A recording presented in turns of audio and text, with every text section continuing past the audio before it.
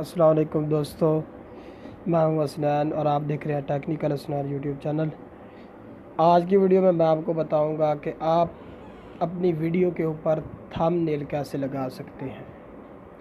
सबसे पहले आपने जाना है वाइट स्टूडियो में और जो आपने वीडियो अपलोड की है जिसके ऊपर आपने थंबनेल नहीं लगाया उसके ऊपर आपने क्लिक करना है और ये जो ऊपर पेंसिल वाला ऑप्शन है इसके ऊपर आपने क्लिक करना है।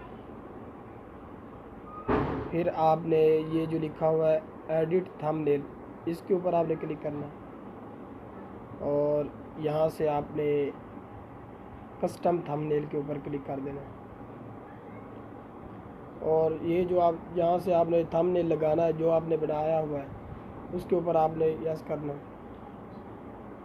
ये मैंने थंबनेल बनाया है और इसको इधर आपने कर देना और इसको सेव कर देना। दोस्तों आप देख सकते हैं कि वीडियो के ऊपर थंबनेल जो है वो सेट हो चुका है।